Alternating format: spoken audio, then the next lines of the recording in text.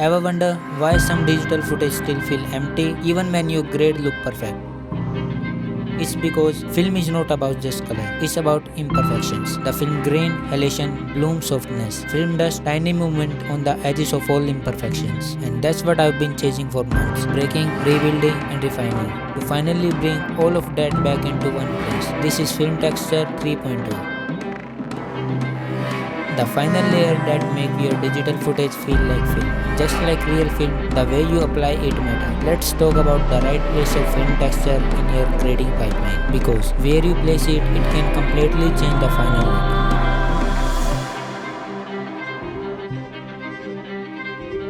The right place of film texture DCTL is at very end of your pipeline. If you put it in the middle or at the start, it will interfere with their split tone and film stock layer. So keep this at the end to give the most natural and professional result. Once you place the film texture DCTL at very end of your pipeline, you are all set to start building that film look layer by layer. We will begin with something that make big difference right away, film grain. In earlier version, we only had a two slider, grain amount and grain size. But now things got load more advanced.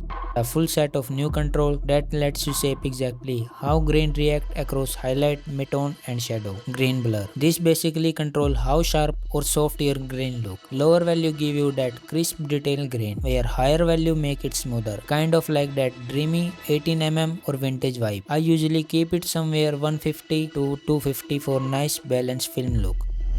Grain size. This one decide how big the grain particle actually are. Smaller value around feel clean and professional, where larger value give off more of that gritty 16 mm or 8 mm texture. It's all about what you're trying to emulate. Big grain for grit, fine grain for polish. Fuck yourself, man. Think you're better than me.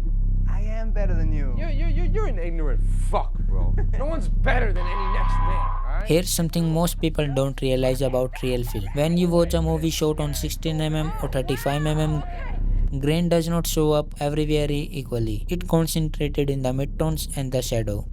The bright highlight, they stay relatively clean and soft. That's the physics. In bright area, there are much light exposed that it overpower the grain structure. The grain get washed out. In the dark areas, there are less light, so the grain become more visible, more textured. In digitally, we can recreate that behavior using film grain section of this plugin. You don't know what I'm talking about at all. In most plugins, you can only add grain to the highlight, midtone or shadow. But here, you can actually add or remove it wherever you want. This is where this 3 slider really make a difference. So this slider lets you control how much the grain appear in each tonal range. And here's the trick. If you grading something that's supposed to look like pristine film, you might actually have to reduce highlight grain. Overexposed highlight doesn't show much grain. So but shadow, keep them grainer, that realistic.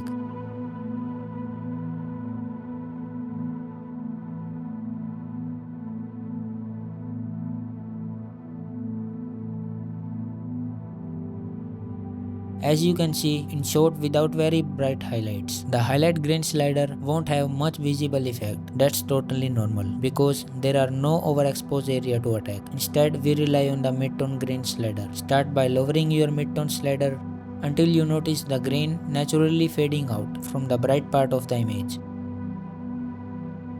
You want to reach that point where the grain disappear in the highlight but still stay rich in the shadow and the midtones. That's when it's look like a actual film. Or otherwise, in film grain preset, you will get two methods for each one, 16 mm and 35 mm. And that's how you can easily achieve realistic 16 mm or 35 mm film emulation technique, matching the authentic way film grain behave in actual cellular footage.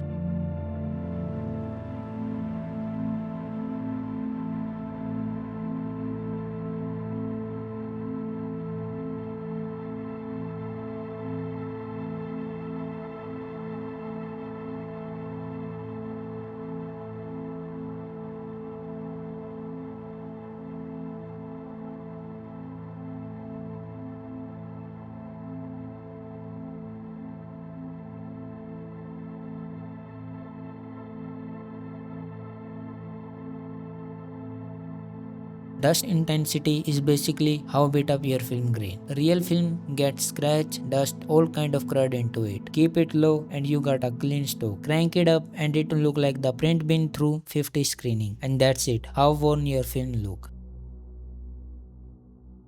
So what is gate weave? If you ever notice a movie projected on film, you might notice the frame slightly shifting or moving. That tiny natural instability is called gate weave. It happens because in real film camera, the film strip physically move through the gate and no two frame line up perfectly. It's those imperfections that give film its character. In film projection, you can't control this movement, but with this plugin, you have full manual control. You can adjust the frame rate, the amount of movement on x-axis and y-axis, the shake intensity and the overall speed of the gate weave. Let's see how to control that inside the plugin. Let's start with the first slider, gate weave speed. This controls how fast the movement happens. Think of it as the rhythm of your film's subtle jitter. The higher value increase the motion, give a more vintage handheld projection feel. A great for modern films can look. Vertical amplitude. This slider controls the up and down movement of your frame. The vertical wobble you get when the real film runs slightly loose through the camera. Keep it very subtle, too much and it will look like your footage is shaking. A small value around give that authentic organic drift. Horizontal amplitude. Horizontal amplitude, same concept but left to right. This one handles side to side movement, and here's the thing, this one even more subtle. Keep it around the default. Why so small? Because horizontal movement way more noticeable to your eye. It feel bad if you push too much. Your brain not used to seeing the whole image slide side to side on film, so you keep it almost invisible.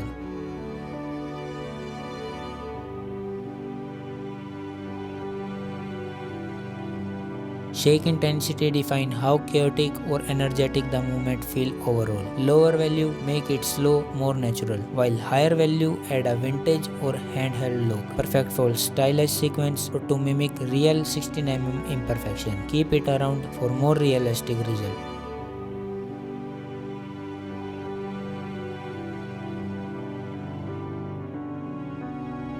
There's a preset in here too, 8, 16, 35 and 65mm. These are calibrated to how those specific film format actually move into real projector. 35mm is the standard. It's clean but still has that filmic feel. 8mm is more unstable and 65 that's opposite, because based on what you are going for. Frame time is the timer that make gate weave animate as your video play. It count up frame by frame and the gate weave used to create that motion of every single frame. Real film move randomly, never the same way twice. If gate wave repeated the same motion every frame, you do notice that pattern and it would feel the fake. But frame time gives each frame a unique number, each frame get a unique motion. No pattern, just feel real. So yeah, gate weave might seem like a small detail, but it's one of those subtle touch that separate digital simulation from true film emulation. It's add a life, motion and that imperfection charm to your eyes. Instantly associate with real film projection. And speaking of finished touch, that brings us to film border. This section is all about giving your footage that final frame, the feel of real scan film.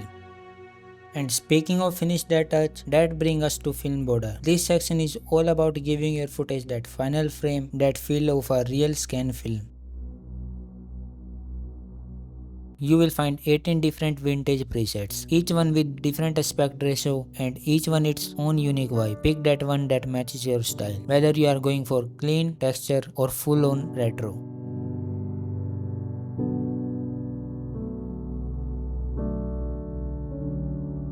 If you want to adjust the horizontal framing, just move the border size slider. It's perfect for those small aspect ratio shift that change the overall feel. To tweak the parallel mode aspect ratio, use the middle section size slider. It's let you reshape the central image area without messing up the borders. If you want to bring out more those scratches and dust, simply add debris amount slider. So yeah, play around with this setting until it feels right. That's how you nail your own perfect vintage film look. But we are not done yet. So one of most iconic characteristic of film is halation. That soft reddish glow you see around the brightest highlight in high contrast area. If you ever watch a classic movie and notice this dreamy halo around brightest highlight area, that's halation at work. A beautiful film characteristic where light spill around the high contrast area thanks to the way film emulation reacts. Let's bring that magic into your post-production workflow. Once it's active, you will see 3 key sliders on your interface. Each slider designed to give that authentic film look. Let's bring them down. Start with the halation stand slider.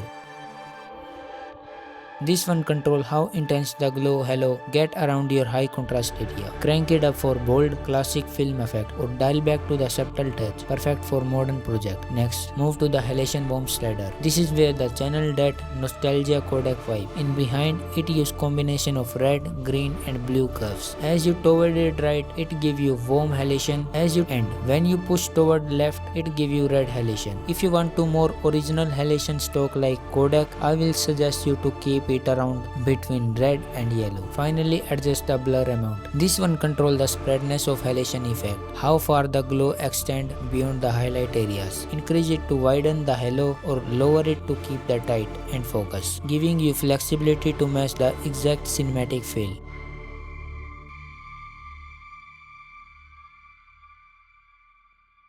And speaking of glow, let's move on to bloom. Bloom work kind of like a diffusion filter for your highlights. It's add that soft hazy glow you do normally get from a promised filter or set diffusion filter. That beautiful filmic roll in the brights. Let's try it on the footage. First, enable the bloom option. Once you enable this very strong bloom effect, to adjust this, you will see 3 slider. Bloom intensity control how soft the glow effect is. Overall intensity of bloom effect. A higher value such as 1 will create more pronounced glow, while a lower value keep it very subtle. Blur amount. This blur amount defines how soft or wide the glow spreads. This setting determines how much diffusion or softness is added to your highlight area. For example, a value of 10 will produce a significant blur, spreading the glow widely, whereas a lower value like will result in a normal contained effect. Bloom threshold decide which area got affected by bloom. This slider lets you define which part of the image qualify as the highlight to receive the bloom effect. A value of, for instance, mean only the bright area above this threshold will affected, giving you precise control over the target region.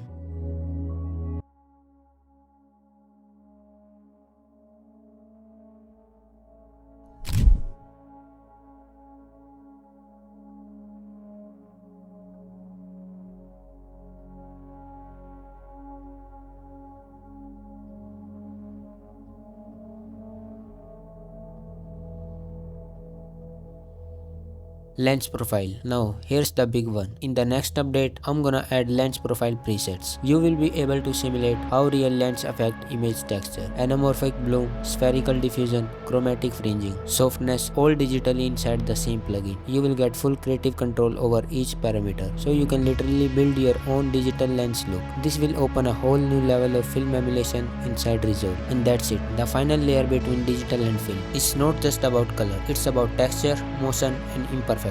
The tiny detail that makes a image feel alive. And that's what the plugin is all about. Digital camera for good. Whether you are changing the timeless look of 35mm, the grit of 16mm or creating your own blend. And thanks for all the support. This is SUMERFADE and this was the journey of FilmTexture 3.0 and I will see you in the next one.